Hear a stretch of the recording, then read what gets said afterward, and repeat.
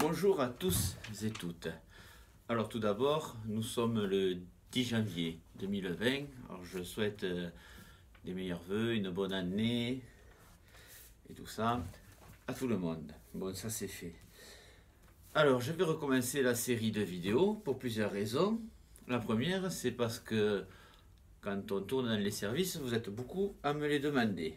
Donc je les reprends, on avait un peu arrêté là en 2019 parce qu'on avait autre chose à faire.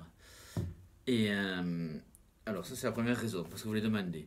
Ensuite parce que j'en ai promis une au secrétaire général de Force ouvrière concernant sa nomination. Alors comme je l'ai promis, je vais la faire. Ce sera sûrement la suivante. Et ensuite, je vais aussi...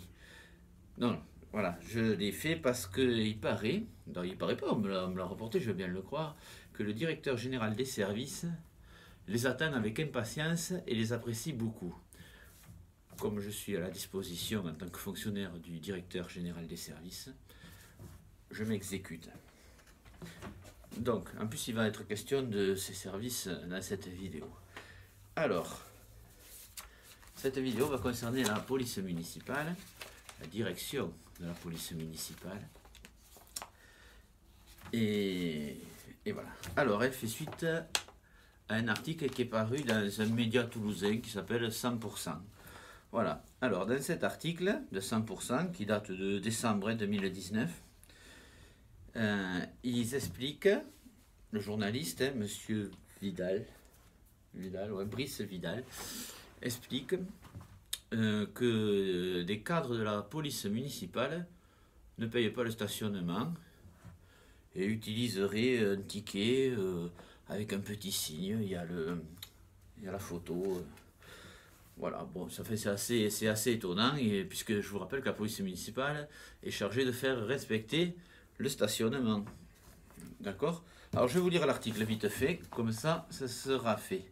Sur la seule avenue Maurice-Oriou, une quinzaine de voitures stationnées vendredi 6 décembre, exposant un ticket annoté du chiffre 1 et ou du sigle PM, derrière le pare-brise. Ces tickets étant datés et périmés depuis plusieurs heures, voire plusieurs jours. Il pourrait en fait s'agir de véhicules personnels d'agents municipaux et même d'encadrants. Suivez mon regard. Une technique borderline, parce que même les médias toulousains utilisent des anglicismes, borderline, pour éviter de régler le montant du ticket et ne pas se faire emmancher par les ASVP, qui sont aussi une branche de la police municipale, qui ne sont pas concernés là. Voilà. Alors, c'est après que ça devient intéressant. La mairie dit tout ignorer du procédé et va lancer une étude. À Toulouse, le tarif, voilà. Bon, enfin, ils vont lancer une étude. Alors, informés par 100%, donc le média toulousain, les services municipaux ont semblé surpris par nos informations. Ils indiquent que, la pratique à laquelle il est fait référence ne fait l'objet d'aucune consigne de la direction. Alors la direction, c'est vraiment la direction de la police municipale, bien sûr. Et la mairie explique n'avoir jamais permis ce genre de procédé et une étude va être lancée afin d'en savoir davantage. Bon, et c'est là que les choses se corsent. Alors, se corsent, oui. Oui. Alors, donc la direction de la police municipale n'est pas au courant de ce procédé. Mais moi j'ai les preuves du contraire. J'ai ici, alors je vais vous montrer des photos dont les plaques sont rayées, mais la voiture appartient au directeur de la police. Je ne donne pas les plaques parce que c'est des informations. Enfin là, je ne vous le montre pas, mais là j'ai les vraies photos avec les plaques apparentes. Alors vous voyez, vous avez la photo du véhicule du directeur de la police municipale, monsieur Cazot, rue Maurice-Oriou, parce qu'on peut reconnaître derrière, vous savez, le Basacle. Non, c'est pas le Basacle, ça, c'est... Enfin, vous voyez, c'est à Saint-Michel, là, vous avez Saint-Michel, et c'est derrière, le commissariat est ici. Voilà. Là, on voit la position du ticket, derrière le pare-brise, et c'est donc celui-là. Alors, sur le ticket, il y a marqué 19-10. 19, c'est-à-dire le 19 octobre 2019. à 16h. Alors le ticket a été pris à 16h43.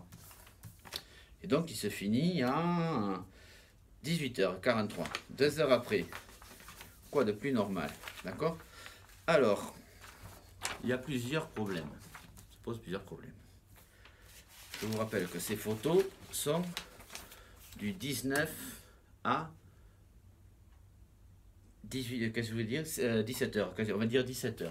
Bon, alors sur les photos, on voit bien que c'est pas 17h. Il y a un plein soleil, c'est pas 17h. En octobre, il n'y a pas du plein soleil à 17h. Bon, mais mettons que la luminosité soit la bonne. J'ai fait ma petite enquête. Il y en a encore qui vont me reprocher que je tourne des papiers, que ça fait des bruits parasites, mais c'est comme ça.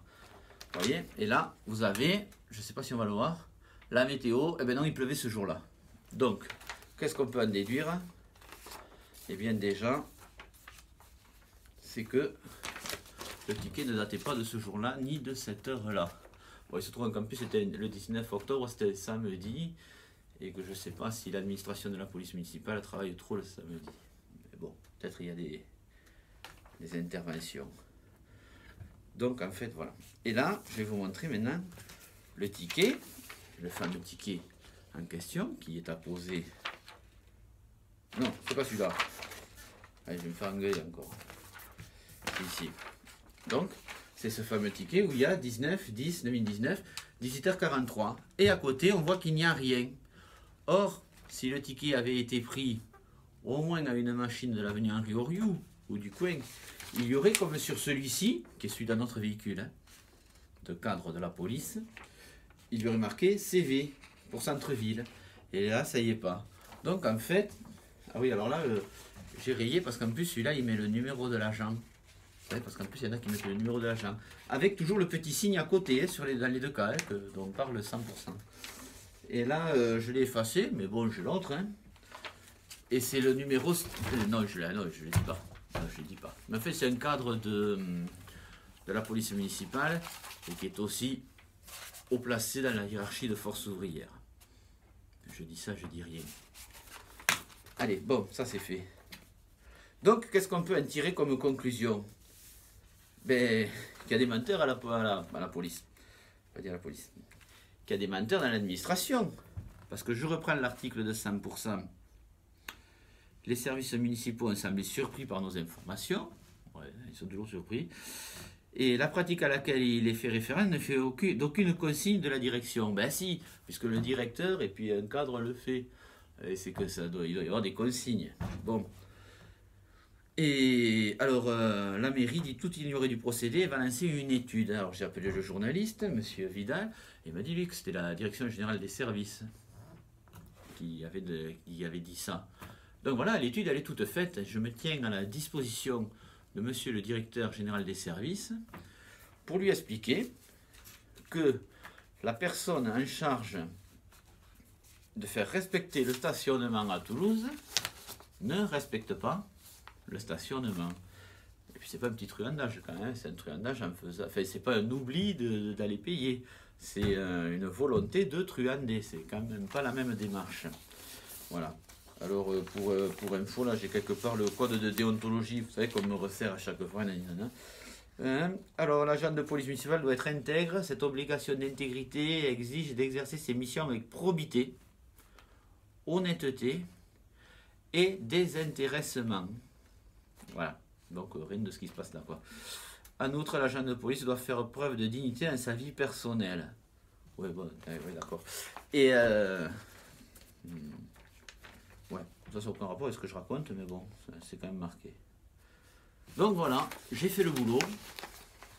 Est-ce que l'administration va en tirer des conclusions? La suite au prochain épisode. Je vous remercie. Au revoir.